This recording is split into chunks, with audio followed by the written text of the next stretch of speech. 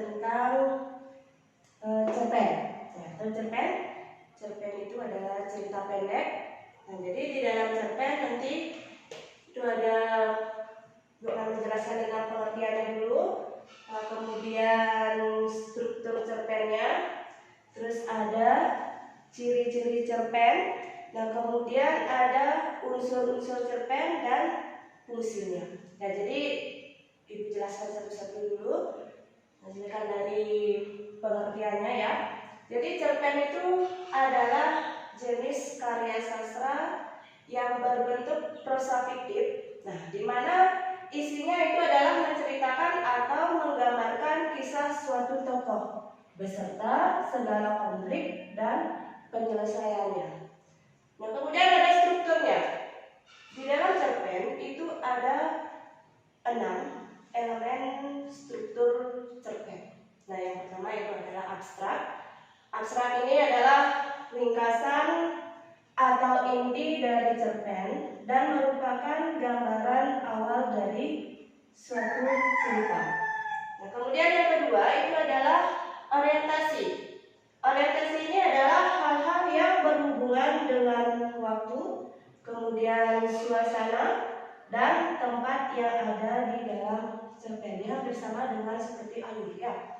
Nah, kemudian komplikasi. Komplikasi ini adalah urutan berbagai kejadian yang dihubungkan berdasarkan sebab akibat. Ya. Nah, kemudian yang keempat ini ada evaluasi. Jadi evaluasi ini struktur konfliknya yang terjadi dan mengarah pada klimaks. Kalian tahu konflik? Dan di dalam suatu cerita itu ada konfliknya. Konflik itu adalah permasalahan yang ada di dalam suatu cerita atau cerpennya. Kemudian yang nomor 5 ini ada resolusi. Jadi resolusi ini dia menjelaskan solusi atau penyelesaian atas masalah yang ada dialami oleh tokoh. Jadi tadi dia ada evaluasi, ada konfliknya, masalahnya, kemudian diikuti dengan resolusi ini. Resolusi ini dia akan menyelesaikan atau masalah yang dialami oleh tokoh. Nah, kemudian ada koda ini yang terakhir, elemen yang terakhir di dalam struktur cerpen. Nah, ini adalah dia nilai moral atau pelajaran yang bisa didapatkan oleh pembaca di dalam suatu cerpen. Nah, itu adalah 6 struktur cerpen. Kemudian melanjutkan, ini adalah ciri-cirinya. Jadi ciri-ciri cerpen itu ada 6 di sini, ya. Coba diperhatikan. Yang pertama ini adalah jumlah kata di dalam cerpen itu dia kurang dari 10.000 kata.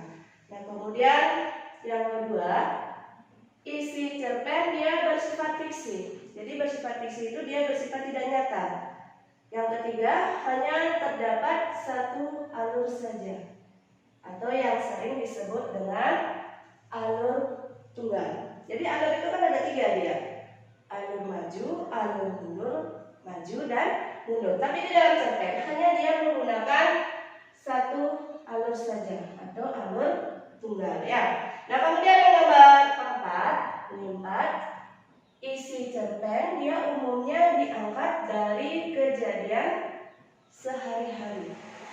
Terus yang kelima, biasanya cerpen dia menggunakan kata-kata yang mudah dimengerti oleh pembaca. Jadi dia tidak menggunakan kata yang tidak baku atau yang kata yang sulit dimengerti. Jadi nomor 6, bentuk penokohan dalam cerpen ini dia sangat sederhana sekali. Ya, kemudian dilanjutkan, yaitu ada unsur-unsur cerpen. Nah, jadi cerpen itu dia dibangun oleh 2 unsur, yaitu ada unsur intrinsik dan ada unsur ekstrinsik. Nah, kalau unsur intrinsiknya ini itu adalah unsur pembentuk cerpen, dia berasal dari cerpen itu sendiri. Jadi ada unsur-unsurnya itu ada tema, kemudian ada alur atau plot, terus ada latar itu sering disebut dengan setting, terus ada tokoh, penokohan, sudut pandang, kemudian ada gaya bahasa amanat. Nah, jadi menjelaskan satu-satu dulu ya. Kemudian itu ada tema. Tema ini adalah dia gagasan utama atau ide pokok yang ada di dalam cerpen. Kemudian alur itu sama dia dengan plot. Jadi alur itu adalah runtutan peristiwa atau jalan cerita yang ada di dalam cerpen. Terus ada latar atau yang disebut dengan setting. Ini adalah dia menunjukkan tempat, kemudian waktu, dan suasana yang ada di dalam cerpen. Terus ada tokoh. Tokoh ini pelaku sama dengan pemain, terus pemeran yang ada di dalam cerita itu sendiri. Kemudian ada penokohan. Penokohan itu adalah sifat atau watak daripada tokoh yang ada di dalam cerpen. Misalnya di sini pelakunya siapa, si A, bagaimana wataknya, si B, bagaimana sifatnya itu sama, watak atau sifatnya. Kemudian sudut pandang. Nah, sudut pandang ini dari mana dia pengarang mengambil posisi dalam cerita yang dikarangnya. Nah, dalam sudut pandang ini ada dua sudut pandang, itu adalah orang pertama dan orang ketiga. Jadi kalau dia orang pertama, dia ciri-cirinya di dalam sudut pandang orang pertama itu dia menggunakan kata aku. Nah, kemudian selain kata aku, dia pasti akan menggunakan sudut pandang orang ketiga. Kemudian ada gaya bahasa. Gaya bahasa ini sama dengan majas. Jadi di dalam cerpen itu biasanya dia menggunakan majas, apakah dia menggunakan majas personifikasi, metafora, atau snapshot, jenis majasnya itu banyak ya. Kemudian ada amanat. Amanat ini sama dengan pesan.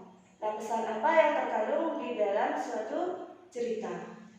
Nah, berikutnya kita lanjutkan ke unsur yang kedua, itu adalah unsur ekstrinsik ya. Unsur ekstrinsik ini dia unsur pembentuk cerpen yang berasal dari luar cerpen itu sendiri.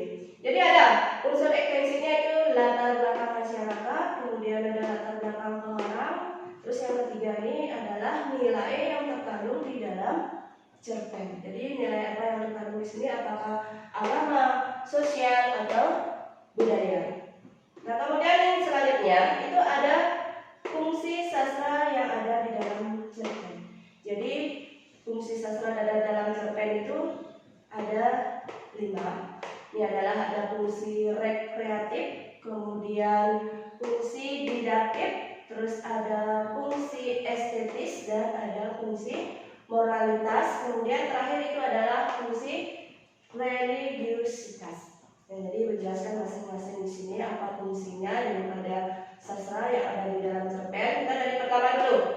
Nih, fungsi rekreatif. Nah, jadi fungsi rekreatif ini fungsi cerpen yang dapat membuat pembaca dia merasa senang, kemudian gembira, juga terhibur di dalam cerita itu atau di dalam cerpen itu, dia merasa senang ya. Kemudian yang kedua itu ada fungsi didaktik. Nah, jadi fungsi didaktik ini yang mendapat dia sifatnya mendidik dan mengarahkan pembaca melalui nilai kebenaran di dalam cerpen. Nah, terus ada fungsi estetis. Jadi fungsi estetis ini dia memberikan keindahan kepada pembacanya. Terus ada fungsi moralitas. Yang keempat ya, fungsi moralitas ini dia memberikan nilai moral. Dan yang terakhir itu adalah fungsi religiusitas. Ya, fungsi religiusitas ini adalah dia mengandung ajaran agama.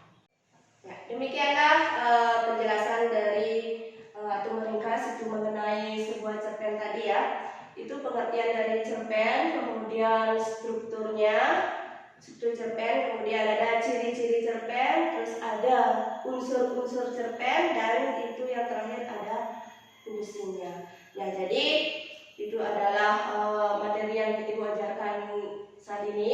Nanti tugasnya di rumah itu kalian carilah sebuah cerpen ya, carilah sebuah cerpen. Nanti tulis unsur-unsur yang ada di dalam cerpen itu sendiri.